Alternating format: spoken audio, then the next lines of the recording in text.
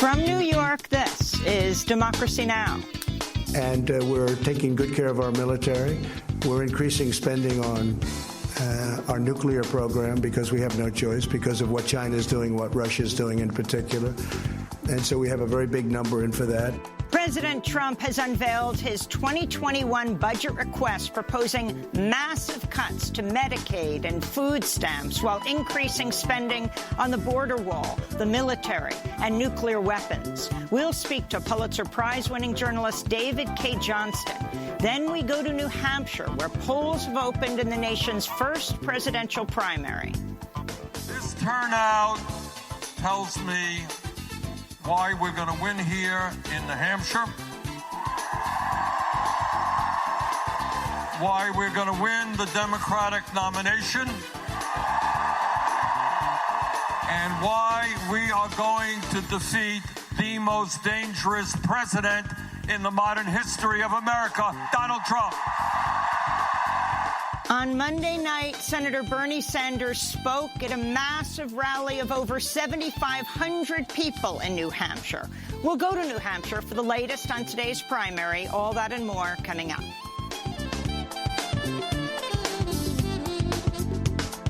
Welcome to Democracy Now!, democracynow.org, the War and Peace Report. I'm Amy Goodman. Polls have opened in New Hampshire for the first primary of the election season. On Monday night, Vermont Senator Bernie Sanders held a massive rally and concert at the University of New Hampshire in Durham, attended by over 7,500 people.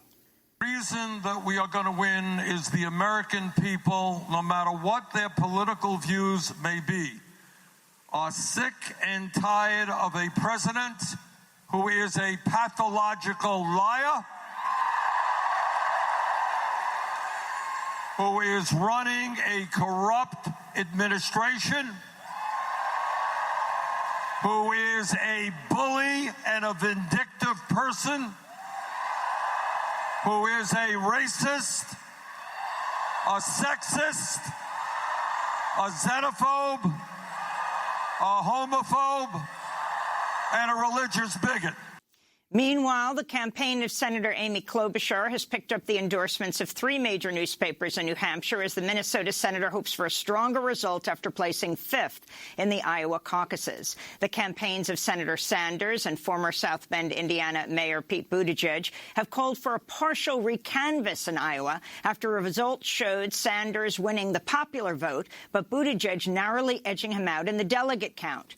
Meanwhile, audio has leaked of 2020 presidential candidate, former New York City Mayor Mike Bloomberg, defending the use of stop and frisk in 2015 at the Aspen Institute. We'll have more on New Hampshire later in the broadcast. The death toll from coronavirus has now topped 1,000, with 42,000 confirmed cases. Monday was the deadliest day yet, as 108 people succumbed to the disease in mainland China. In the city of Tianjin, thousands of people were ordered to quarantine after an outbreak linked to a shopping mall infected over 30 people. Meanwhile, in newly identified cases in Hong Kong are raising fears the disease could be spread through pipes after 2 cases were identified in the same apartment building. Senate Minority Leader Chuck Schumer is calling on all 74 federal inspectors general to investigate retaliation-based firings of whistleblowers or witnesses who report presidential misconduct. 2 days after his impeachment acquittal last week, Trump fired 2 key figures from the House impeachment proceedings: the National Security Council's Lieutenant Colonel Alexander Vindman and U.S. Ambassador to the European Union Gordon Sondland. Attorney General William Barr confirmed Monday the Justice Department will review information provided by President Trump's personal attorney, Rudy Giuliani, that he gathered from Ukrainian sources about former Vice President Joe Biden and his son Hunter. Senator Lindsey Graham first shared the news on CBS's Face the Nation on Sunday. The Justice Department charged 4 Chinese military members over the hacking of credit monitoring agency Equifax Monday. The 2017 breach affected around 147 million Americans whose personal data was stolen, including Social Security numbers, birth dates, and driver's license information. Attorney General William Barr said China was responsible for state-sponsored computer intrusions.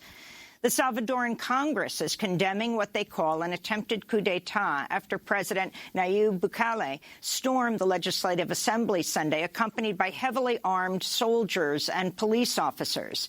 Bukele is demanding lawmakers vote to approve a $109 million loan to equip military and law enforcement personnel. The president addressed his supporters at a rally in El Salvador Sunday.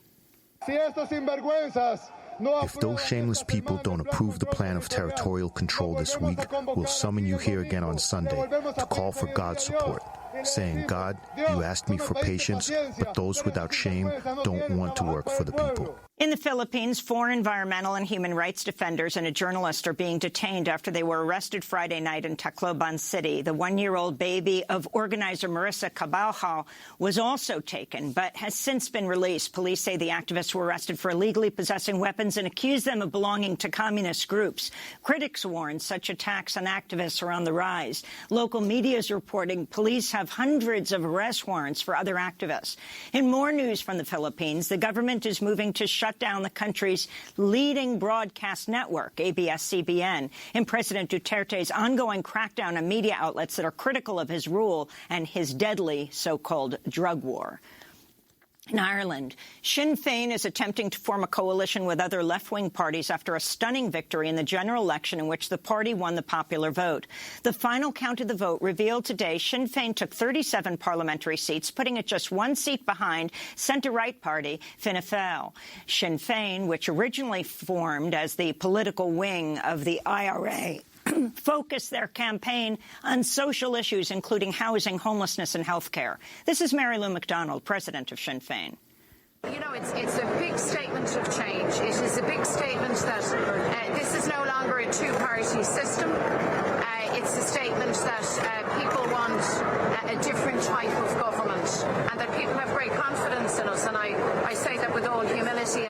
Turkish and Syrian forces clashed in northwestern Syria as tensions rise following the killing of 5 Turkish troops by Syrian forces Monday. Nearly 750,000 people have fled the area since the fighting escalated in December. The UN is warning the ongoing attacks in Idlib province are creating a humanitarian disaster that could lead to famine in the region. The UN is also warning that the massive swarms of locusts devastating crops in a number of East African countries could become the worst infestation the region has seen in decades. Countries that have already been affected or are at risk are Kenya, Somalia, Ethiopia, Uganda, South Sudan, Eritrea, and Djibouti. Experts say higher temperatures and heavier rainfall due to the climate crisis are leading to worse locust swarms. A small swarm can work its way through enough food to feed 35,000 people in a single day. In Canada, 47 people were arrested around the country Monday while protesting in solidarity with Wet'suwet'en land defenders as they are raided by Canadian police. Protesters around Canada blockaded ports, railways, and other sites of transportation. The blockades affected 20,000 rail passengers and prevented 200 freight trains from traveling. Indigenous activists have been in a protracted battle to protect their land from the construction of TransCanada's 400-mile, $4.7 billion coastal GasLink pipeline. The Seattle City Council voted Monday to bar some residential evictions during winter months. The Socialist City Council member Kshama Sawant sponsored the bill. If enacted, it would prohibit most evictions in the months of December through February, though the initial bill proposed a longer ban period. In Arizona, the contractor hired to build a portion of Trump's U.S.-Mexico border wall has begun destroying a sacred Tohono O'odham burial site. Monument Hill is partly located within the Roosevelt Reservation west of the border town of Lukeville, Arizona. The site was once used for religious ceremonies, and its cultural significance traces back hundreds of years. Since construction of the border wall began at the Arizona border in August, construction crews have also been ripping out saguaros and other protected cactus varieties, as well as pumping scarce water resources. A South Dakota Senate committee has deferred action on House Bill 1057, effectively killing the controversial anti-transgender legislation. The bill would have criminalized doctors for providing transition-related health care to trans youth. The no vote came after a sustained campaign against the bill led by transgender activists and youth. To see our coverage of this story with the ACLU's Chase Strangio and the Oscar-nominated trans director Yancey Ford, go to democracynow.org. Manhattan District Attorney Cyrus Vance says he's considering reopening the investigation into Malcolm X's murder over half a century after the civil rights leader was murdered in 1965. The announcement came just days after the release of a new Netflix documentary titled Who Killed Malcolm X that sheds new light on the case. And Puerto Rico's Financial Control Board has struck a deal with bondholders to shed about $24 billion from its general obligation debt. The deal announced Sunday will cut the island's outstanding general obligation debt from $35 billion to about $11 billion. However, the island would have to pay about $3.8 billion up front. The agreement will still need to be approved by the Puerto Rican legislature. Puerto Rico's Financial Control Board filed for bankruptcy in 2017 to attempt to restructure $129 billion in debt.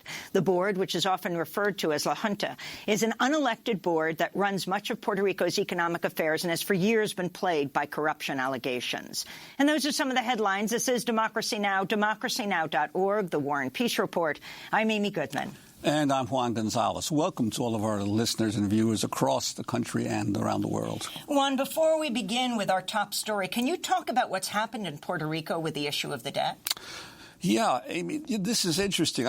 I'm reading the articles that have come out in the last couple of days about this, and it's being portrayed as a victory for Puerto Rico in lowering its debt. But what I read of the actual details of the plan is quite the opposite.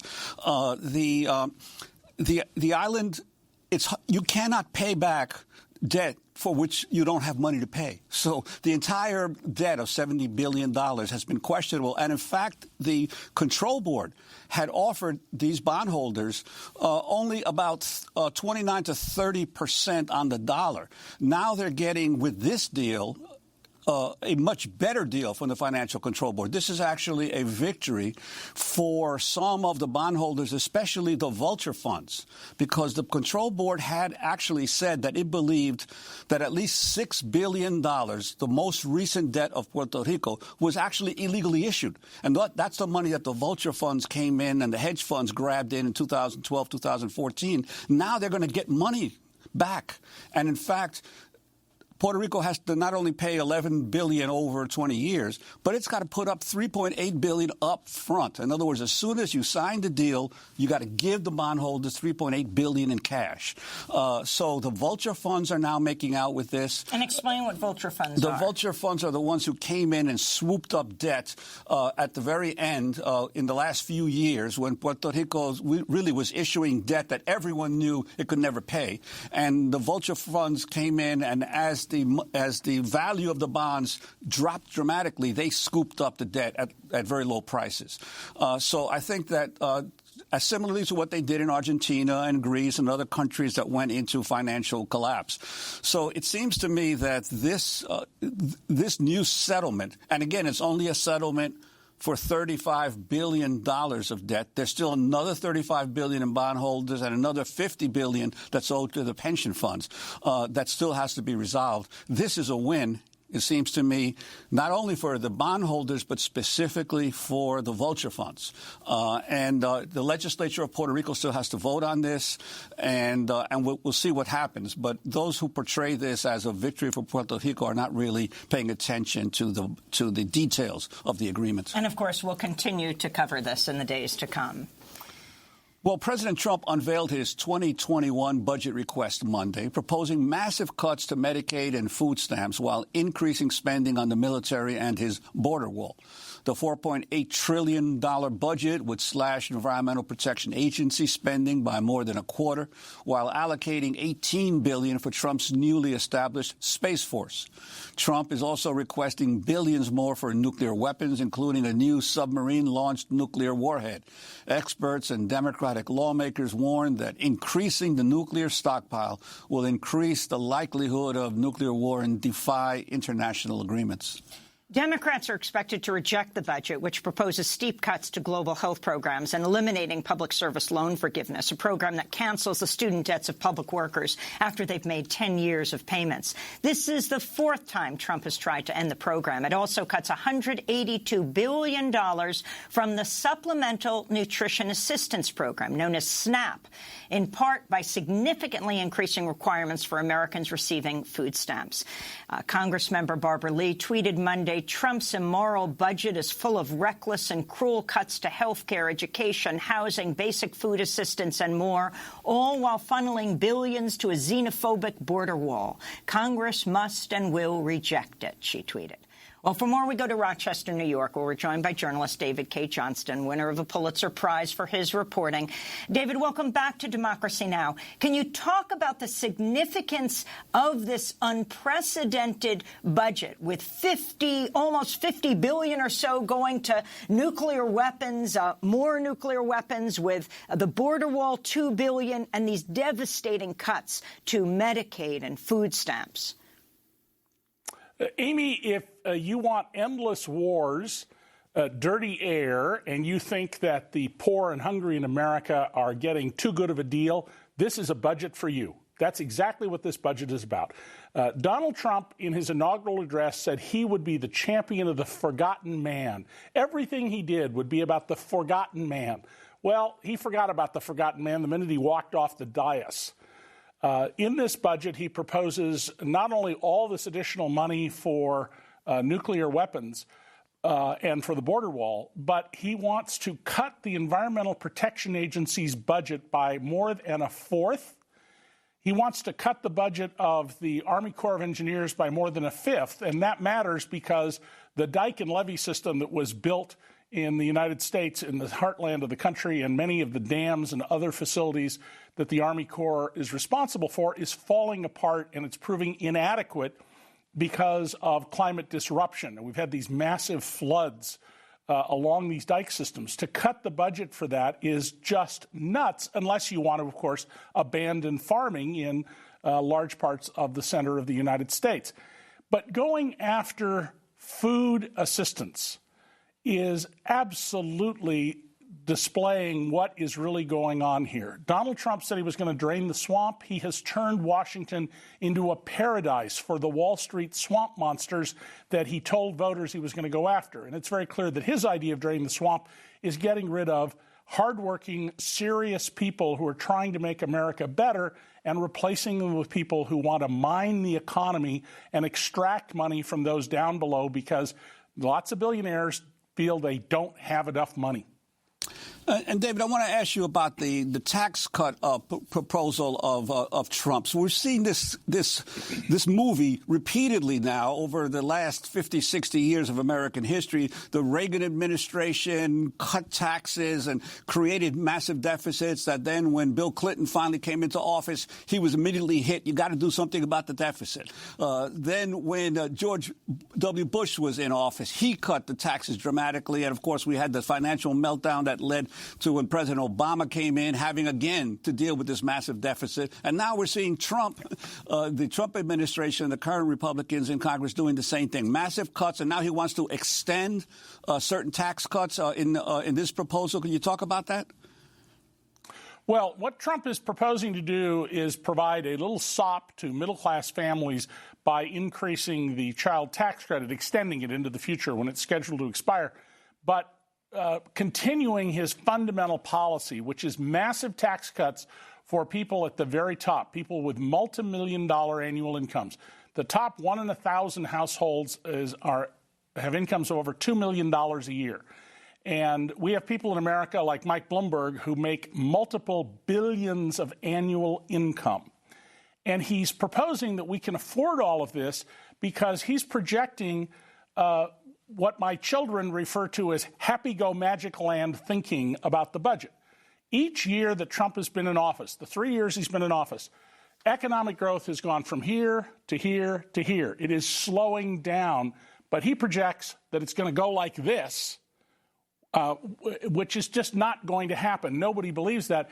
But by claiming it'll go like this, here's what he does. He says the federal budget deficit of roughly $1 trillion a year now And remember, Trump told us he would pay off the federal debt if he got 8 years. By projecting this economic growth that nobody sees happening when it's actually declining, he's able to argue that the federal budget deficits are going to go down. All the projections show they're going to go like this by everybody outside the administration. So as my children said when they were little, happy go magic land thinking. Let's turn to President Trump speaking Monday about increasing spending on nuclear weapons. And we're taking good care of our military. We're increasing spending on our nuclear program because we have no choice, because of what China is doing, what Russia is doing in particular. And so we have a very big number in for that. Now, at the same time, Russia and China both want to negotiate with us to stop this craziness of spending billions and billions of dollars on nuclear weapons. But the only way, until we have that agreement, the only thing I can do is create by far the strongest nuclear force anywhere in the world, which, as you know, over the last 3 years, we've very much upgraded our nuclear. But we're buying new. We have the super-fast missiles, tremendous number of the super-fast. We call them super-fast. David K. Johnston. Trump is just out in space here. I mean, this is like a lot of things Donald says in the 32 years almost that I've known him. You know, he just makes stuff up. And while there are little pieces of truth in there, this is just all nonsense. We have more than enough nuclear capacity to kill everybody on the planet repeatedly. We have more than enough for mutually assured destruction, which, of course, goes by the acronym MAD, because it's meaningful.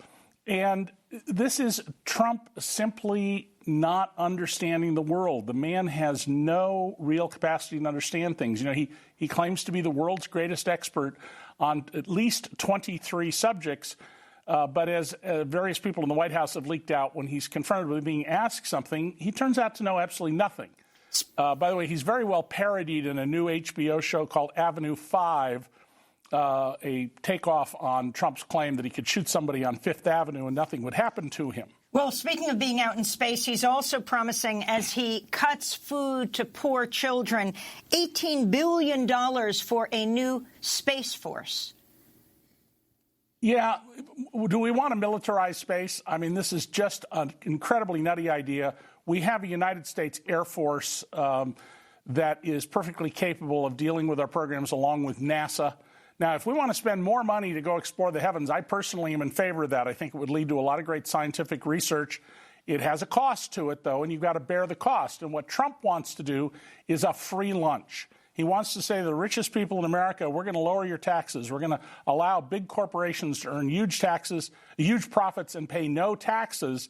And then we're going to spend all this additional money on these things which are discretionary. We can choose to do them or not do them. And at the same time, we're going to say to children and families that are going to food pantries and food kitchens constantly, you know, you've got too much. I mean, it's really a remarkable position, and it's very clear the Republican Party policies that Donald Trump is reflecting here boil down to this. The reason the American economy isn't doing better is the rich don't have enough, and the way to get more to the rich is to take it from the poor, the disabled, from children, from the elderly, that is, from those people who have little capacity to fight back.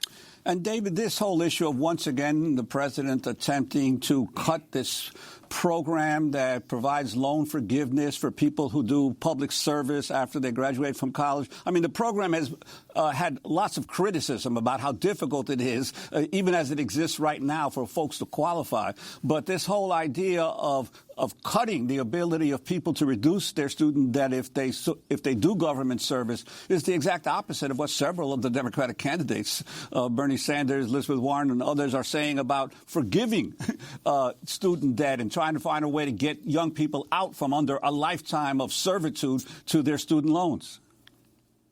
Yeah, Juan, I know people who have lots of gray in their hair who are still paying off their student loans. I was lucky enough to go to college when it was free. In today's money, I paid $120 a year in 2020 dollars to go to college back in the 60s. The real debate we need to be having is what level of education do we need to have a stable and prosperous society. If it's only 8th grade education, then let's get rid of high school. If it's college as the norm and graduate school for lots of people, then let's invest in that. Education is an investment in the future of the country. And what Trump is really doing here is not only helping the bankers who he told everyone he was going to rein in and has never done that, but he is also telling us, don't think about the future. Think about right now. What you need is more now. Never mind what's going to happen to your children, your grandchildren, if you're my age. Let's focus on right now. And this is not a policy to make our democracy endure. And of course, I've said many times, Donald Trump doesn't want our democracy to endure. He wants to be King Donald, and he wants his daughter to become Empress Ivanka I. Well, David K. Johnston, we're going to leave it there for now. But, of course, we'll continue to cover this as it goes to Congress. David K. Johnston is the Pulitzer Prize-winning investigative reporter, previously with the New York Times, now founder and editor of DCReport.org. His recent piece is headlined Trump's Ho-Hum Economy in 3 Graphs. He teaches at Syracuse University College of Law. His most recent book, It's Even Worse Than You Think, What the Trump Administration is Doing to America. When we come back, we go to New Hampshire, where polls have opened in the nation's first presidential primary. Stay with us. We've been through it all, though it could be worse. We've been moved around in a state of alert.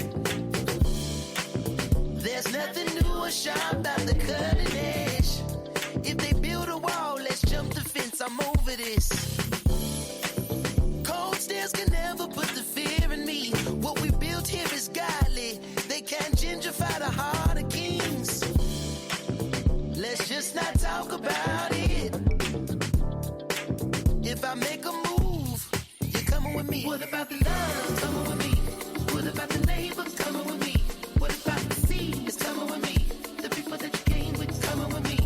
What about the love? Coming with me. What about the neighbors? Coming with me. What about the sea? Coming with me. People that you came with, you're coming with me.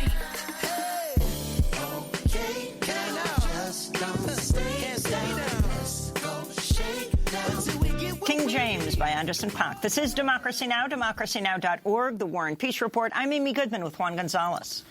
Well, polls have opened in New Hampshire for the first primary of the election season. The vote comes 8 days after the still disputed Iowa caucus, where both Senator Bernie Sanders and former South Bend Mayor Pete Buttigieg claimed victory. Both candidates have asked for a partial recanvass of the results. On Monday night, Sanders of Vermont held a massive rally and concert at the University of New Hampshire in Durham, attended by over 7,000 people. This turnout tells me why we're going to win here in New Hampshire,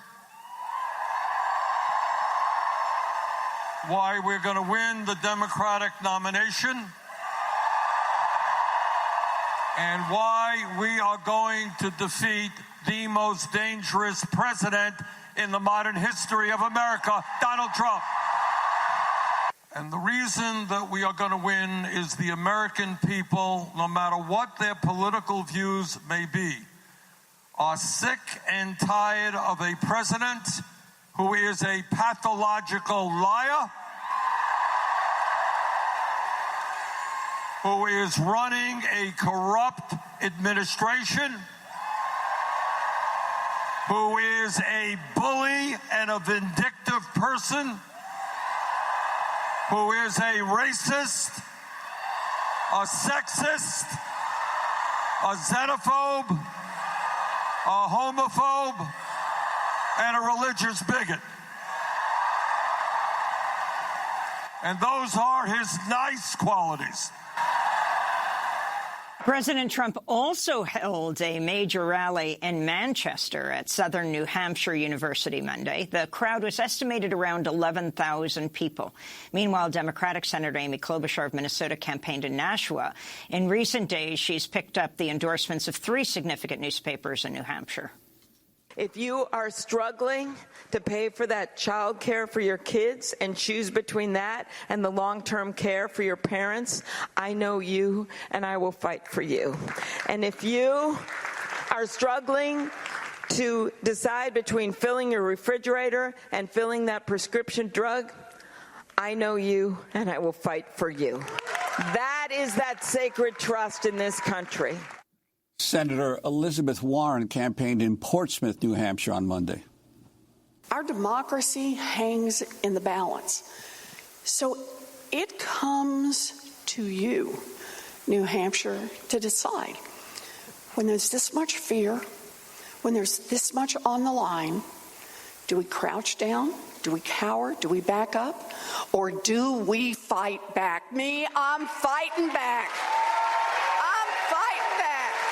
To talk about today's primary in New Hampshire, we're joined by three guests. Arnie Arnesen is with us, longtime radio and TV host in New Hampshire. She's the host of The Attitude on WNHN-FM in Concord, New Hampshire, former New Hampshire legislator and Democratic gubernatorial candidate in the 1992 elections in Manchester, New Hampshire right now, as is Norm Solomon, co-founder and national coordinator of RootsAction.org, which is supporting Bernie Sanders. And here in New York, the artist, writer, and activist Molly Crabapple, who recently published a series of sketches from her time on the campaign trail with Bernie Sanders in Iowa and New Hampshire. We welcome you all to Democracy Now! Arnie Arnesen, let's begin with you. You were our first guest 24 years ago, right leading up to the New Hampshire primary. Don't tell them. Right leading up to the New Hampshire primary at that time. Then that was the re-election of President Clinton. But right now, you're in the thick of it. Why don't you describe what's happening in New Hampshire now? You're in Manchester, where President Trump held a rally of some 11,000 people last night. Right nearby, Bernie Sanders was in Durham at the University of New Hampshire, 7,500 people packed in. Talk about what's happening today in your state. Well, obviously, what Donald Trump does is what he does so well. He's the performance artist in chief. And he knew to come right into the center of this election in order to make sure that he was the attention and that we were not. I think he was not successful, Amy. Let me just say something. I do think there's going to be a huge turnout today. And I think in some ways the reason why there needs to be even a bigger turnout is because of the disappointment in Iowa. And it's not just the chaos in Iowa. It's that they predicted there'd be a huge spike in youth turnout. There'd be a huge spike in turnout, bigger than even what happened with Barack Obama. And it didn't even come close. And I think to a large number of people, that is terrifying. Not only the chaos, but the fact that there wasn't that level of enthusiasm, given the fact that now the opposition is Donald Trump. It's not whether there's a Barack Obama on the stage or someone that sort of floats your boat. It's that we really do have the tyrant in chief. And now more than ever, we need to show up. We need to exercise, unfortunately in Iowa, not the franchise, but we need to participate. I think you're going to see a huge turnout here. I am praying that you see a huge turnout with young people. That has always been Bernie's calling card, is that he can expand the base. And I know every young person that I possibly know, and nobody is doing anything but supporting Bernie, which I think is really exciting. I am a little bit worried, though, and that is that there's a lot of anxiety and fear and anger going into this campaign and this election. People are still undecided this morning, Amy. They're undecided this morning. I have never seen the electorate so fluid. And here is my fear. My fear is that when you are undecided and when you are frightened, what you saw happen in Dixville Notch could happen today. And that is, we use a pencil in New Hampshire. That's our technology. But not only do you get to fill in little circles, you can write in names. And although Michael Bloomberg, who would be our benevolent despot leader, is not running in New Hampshire, let me remind everyone, not only is he buying ads in all the states, but the Super Tuesday states are what? Massachusetts and Vermont. What do we know about New Hampshire? A long, slender state. We are Massachusetts and Vermont. So all those ads have also been appearing here. And because people are so afraid and don't know where to go, he becomes the convenient punt. If I'm undecided, where do I go? That's not a solution. That's not democracy. You've ceded your voice. You've ceded your choice, and you say to the billionaire, not a problem, take care of me. That's not what democracy does. But I'm going to tell you right now, watch that. Because I suspect that what happened in Dixville Notch was in part because he's so brilliant. All you have to do is sit down with 5 people and talk them through it. And what do? You get free media on top of his billions of dollars. So I am just warning people that this is easy, but it's not democratic. And therefore, you have to make a choice. And, Arnie, I wanted to ask you also about the fact that in this primary, independents and Republicans can vote as well, right? The impact that might have on the final tally for all the candidates. That's not correct. That's not correct. Here's the deal. We have the largest group of voters in New Hampshire are undeclareds or independents. They represent about 42% of the state. The rest of it is divided up almost equally between Republicans and Democrats. Months ago, weeks ago, you had to make a decision if you were in a party, if you were a Republican, or if you were a Democrat and wanted to become an undeclared, you had to decide then and change your status to undeclared.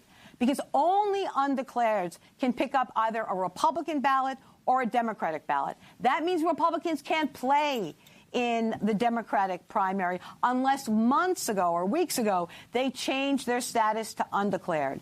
So, but what that means is that whoever is running for president as a Democrat in New Hampshire has to court those undeclared voters. And I'd say that about probably a third of them are probably Republicans. And reliable Republicans, but they just choose not to associate. And then the rest of them are probably another third are probably Democrat, but it's that group in the center that I think a lot of the Democratic candidates are trying to court. So don't assume that what Donald Trump said, again, never trust the information coming out of Mr. Trump.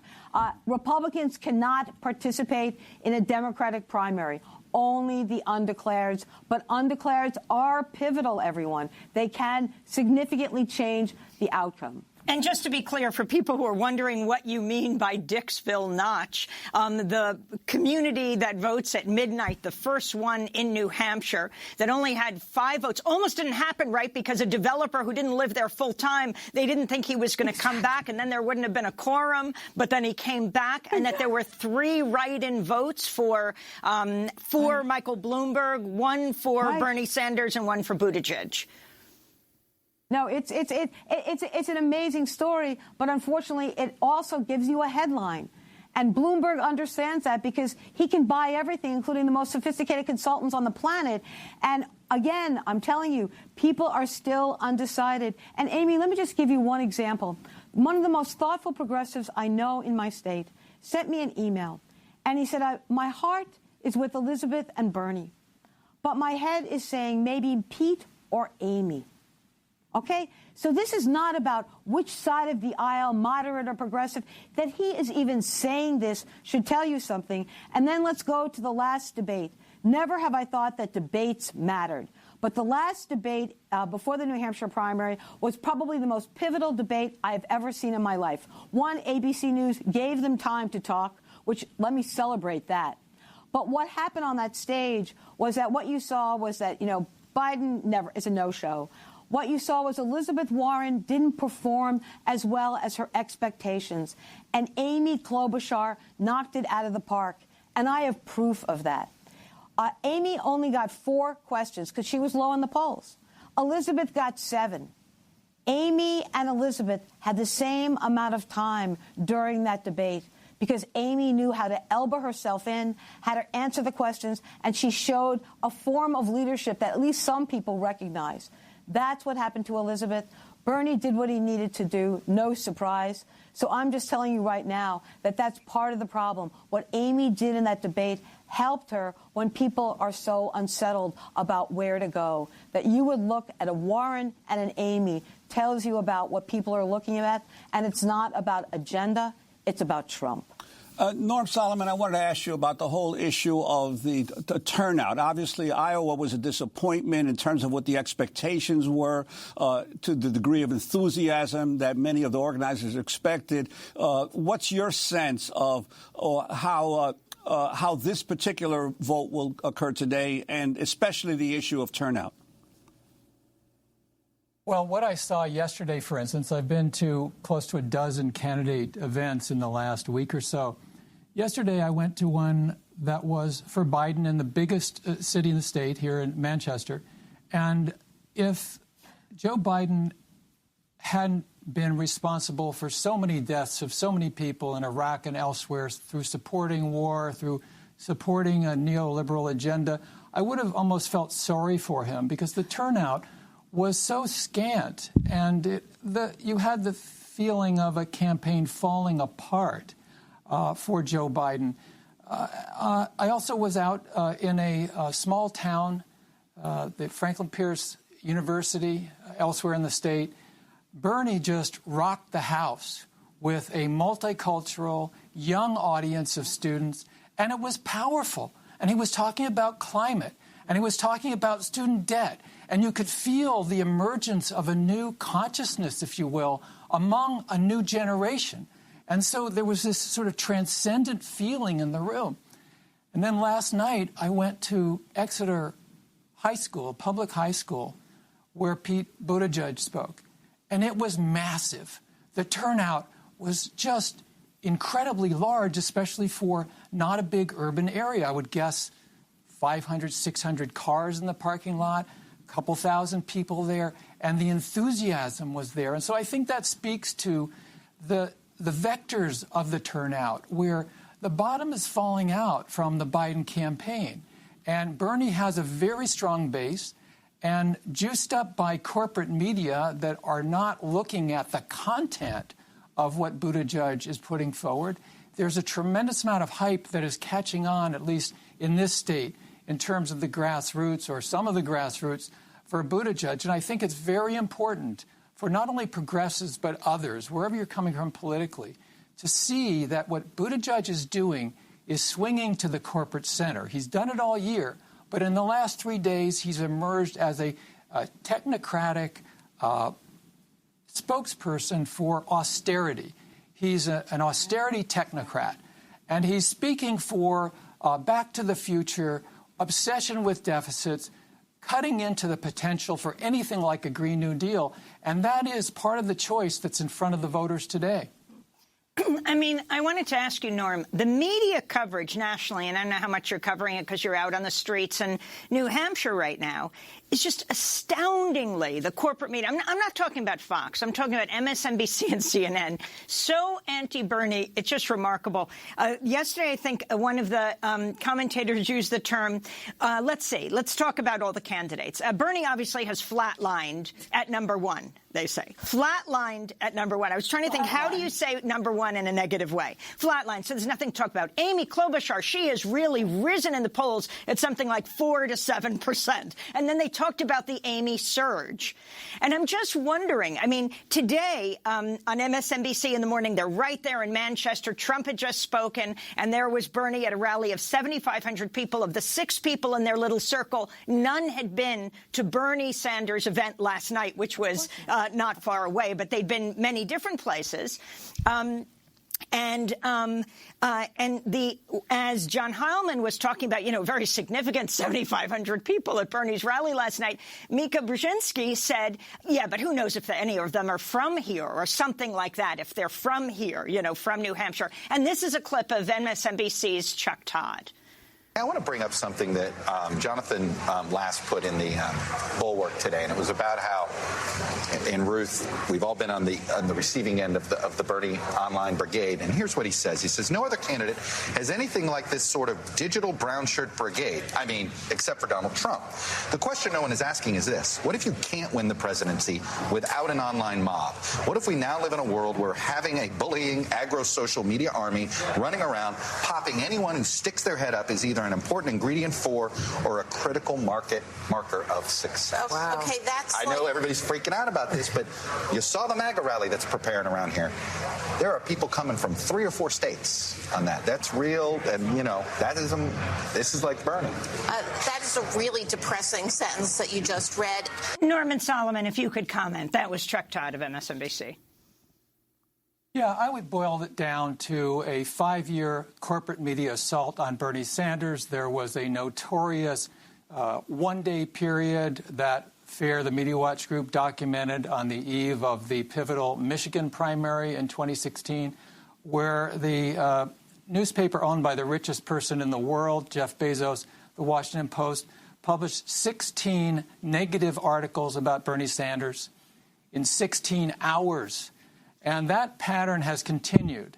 And what we've seen in recent weeks as Bernie's strength has risen is an escalation of the war on Bernie, not 100% war on Bernie, but the vast preponderance of coverage of Bernie from corporate media. And people need to remember that if you, for instance, don't trust Comcast, why would you trust a network that is owned by Comcast?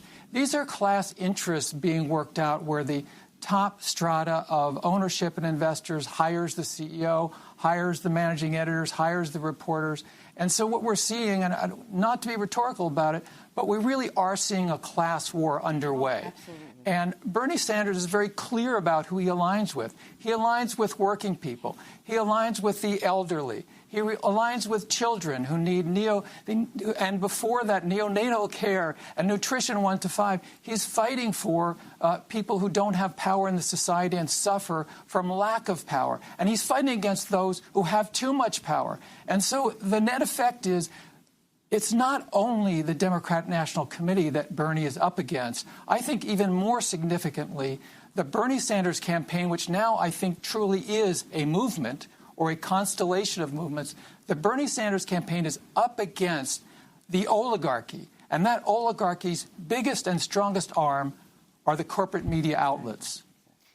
We're going to break and come back to this discussion. We'll also be joined by Molly Crabapple. Arnie Arneson is joining us from New Hampshire, as is Norm Solomon of RootsAction.org. Stay with us. Do you ever listen for the sounds that your hands make? Did you know that we could make sound? I don't know what the palace knows, but I don't run with sheep. The shepherd can't hurt me, my feet ever slow. The age it takes me, slip back to the mountains where nobody knows me. I will make my home here, I will make my home here, I will make my home here.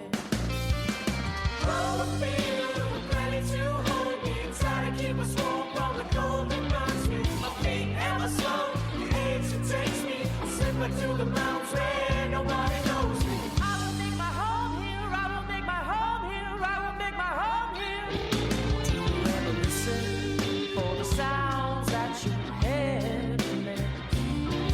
Did you know that we could make sounds? The Home by Portugal the Man. This is Democracy Now! I'm Amy Goodman with Juan Gonzalez. The polls are open right now in New Hampshire, the nation's first primary. Some are asking why. Both New Hampshire and Iowa are the first primary and caucus, given that they are two of the whitest states in the country.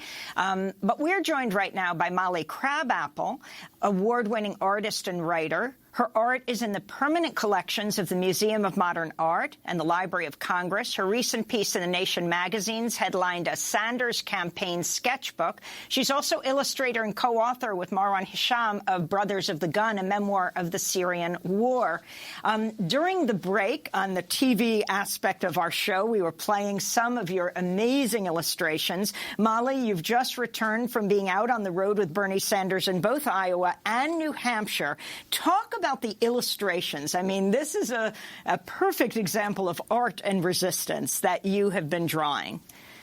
It's such an honor to be here, Amy and Juan. I was on the road with the Bernie Sanders campaign in Iowa a few months ago and then in New Hampshire a few weeks ago. I was doing these illustrations from life, packed into these high school gyms, these breweries full of working people, like with my sketchbook on my knees, trying to not just capture Bernie, but also capture the massive movement behind him. It's so exciting to be there. It's hard to explain, but when you're there and when Bernie or when AOC walks into the room, the energy in those rooms is like nothing that I have ever seen. And I have drawn a lot of political rallies for a lot of people. It's a super diverse group of people. It's everything from like maybe older people in wheelchairs sitting up front to young people involved with Sunrise Movement. And they are so excited and they have so much fight in them. Can you respond to one particular moment? I think you were in New Hampshire when Mayor Pete Buttigieg was called out for his role in over-policing in the black community in South Bend. Your take and your sense of that moment in the rally? Oh, my God. Well, Mayor Pete is someone who, during the last Democratic debate, defended the fact that he was locking up, putting black people in cages for marijuana possession by saying that he needed to do this to prevent gang slaughter. I can't think of a more racist, ridiculous statement in the world. It was like a reefer madness fantasy. So that's Mayor Pete for you. Well, talking about police, let's go to the audio that has just resurfaced of controversial remarks made by former New York City Mayor Mike Bloomberg, who's now running for Democrat on the Democrat. He's now running for a Democrat president on the Democratic line. Of course, I'm getting a little mixed up here because I'm in New York, and if he was a Republican mayor of New York. During a 2015 interview at the Aspen Institute, Bloomberg defended stop and frisk, saying, quote, 95% of murdered victims fit one MO. You can just take the description, Xerox it, and pass it out to all the cops. 95% of your murderers and murdered victims fit one MO. You can just take the description, Xerox it, and pass it out to all the cops. They are male, minorities, 15 to 25. That's true in New York. It's true in virtually every city. Bloomberg went on to defend the over-policing of communities of color, saying, quote, the way you get the guns out of the kids' hands is to throw them up against the wall and frisk them. I mean, Mayor Bloomberg was sued for this. Hundreds of thousands, something like 750,000 black and brown young people were thrown up against the wall. Molly, can you talk about the significance of this? And I want to then ask that of Norm Stockwell. I want to ask that also of our guests in New Hampshire, Norm Solomon. Mike Bloomberg is a billionaire Republican who purged the city of the working class, who sold it out to foreign oligarchs, and who terrorized black and Latino youth. He terrorized them. It is not innocent to stop and frisk people. This is putting people in cages where people were assaulted, where people were raped, where Khalif Browder was so tortured that he was driven to suicide. That's Mike Bloomberg's legacy in New York, and that is not someone who should be anywhere near the presidency. Norman Solomon, how much is this being raised in New Hampshire? Though Mike Bloomberg is not on the ballot, he is obviously a write-in candidate, as you described, swamping the country's airwaves with ads. Well, Bloomberg is really, I think, a subtext. He's the oligarch in waiting to try to grab control of the White House. And a lot of facts just aren't getting out there. I mean, it is just a classic and it is a dystopian classic of, can the White House be bought? Just the onslaught of advertising, particularly on TV around the country, and he's rising in the polls. Has he hit the ceiling? We don't know. One of the bits of video that I think must be circulated to millions is on YouTube, and that is with Michael Bloomberg speaking at the 2004 Republican National Convention, vehemently expressing his support and endorsement for the re-election of George W. Bush. So how do you go from 2004 with that kind of speech to saying in 2020 you want to be the Democratic presidential nominee? Well, that would require tremendous amnesia among people who vote in Democratic primaries. It would require forgetting about or discounting the human lives that George W. Bush destroyed and that Bloomberg helped him destroy in Iraq, and for that matter, the war at home, the class war, the racism that George W. Bush embodied through his policies. So it comes down to, are we going to live in this fantasy world driven by a $55 billion man? Or are we going to get real about humanity and what is at stake? Yeah, I wanted to ask Molly, in terms of the work that you did of getting out Latino voters in Iowa, because most people identify Iowa as a largely white state, but there's a significant percentage of Latinos in many of the cities of Iowa as a result of people being recruited in to work in the meatpacking industry in the 90s and the early 2000s. So me and David Galarza Santa and Jasmine Sanchez, two amazing working-class Puerto Rican organizers, we've been organizing Latino phone banks where we have been getting people together who speak Spanish to call Latino voters. We did one in Iowa where we had like 30 people. And, you know, when you use the Bernie language Spanish dialer, because I've used the English dialer a lot.